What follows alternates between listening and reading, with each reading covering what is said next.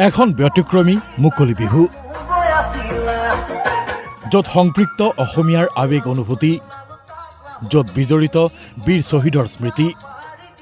আজি আমি ক'ব খুজিছো ননৈপৰীয়া অসমীয়া আঞ্চলিক মুকলি বিহুৰ কথা চিপাজাৰৰ পৰা বহু ভিতৰত ননৈগাল ঘোঁৰাশালত অনুষ্ঠিত এই মুকলি বিহুৰ আছে বিশেষ সমাদৰ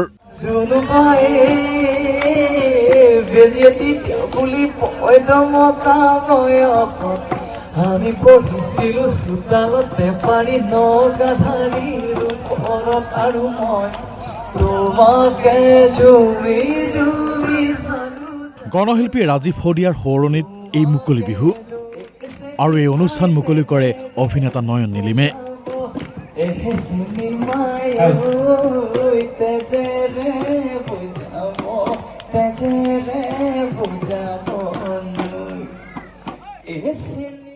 শৰাইঘাট পথৰুঘাট ৰাঙলী ৰণ আৰু জাতীয় বীৰ শ্বহীদ সোঁৱৰণি সন্ধিয়া এই নামেৰে অনুষ্ঠিত হৈ অহা মুকলি বিহুখনৰ এইবাৰ সপ্তম বাৰ্ষিক অনুষ্ঠান য'ত অংশগ্ৰহণ কৰে বহুকেইটা বিহু দলে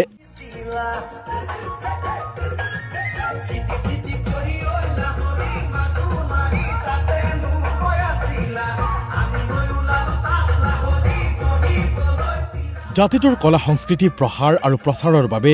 ননৈগাল ঘোঁৰাশালৰ ৰাইজে লোৱা এই পদক্ষেপৰ শলাগ লৈছে সকলোৱে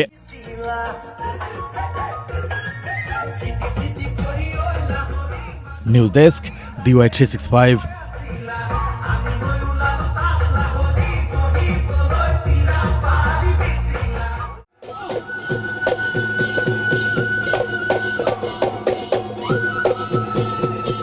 এখন ব্যতিক্ৰমী মুকলি বিহু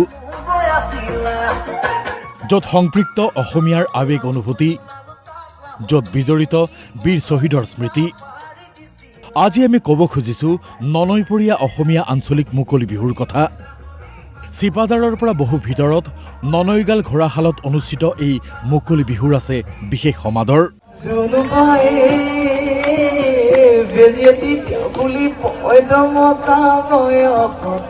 আমি পঢ়িছিলো চোতালতে পাৰি নগাধাৰীৰ ওপৰত আৰু মই তোমাকে জুমি জুমি গণশিল্পী ৰাজীৱ শদিয়াৰ সোঁৱৰণিত এই মুকলি বিহু আৰু এই অনুষ্ঠান মুকলি কৰে অভিনেতা নয়ন নীলিমে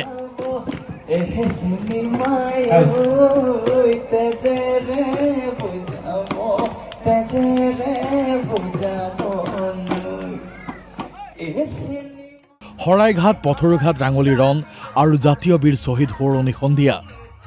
এই নামেৰে অনুষ্ঠিত হৈ অহা মুকলি বিহুখনৰ এইবাৰ সপ্তম বাৰ্ষিক অনুষ্ঠান য'ত অংশগ্ৰহণ কৰে বহুকেইটা বিহু দলে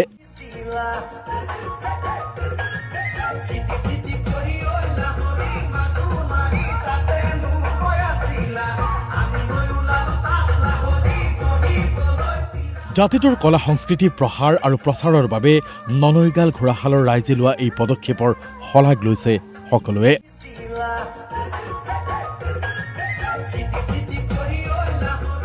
নিউজ ডেস্ক DY365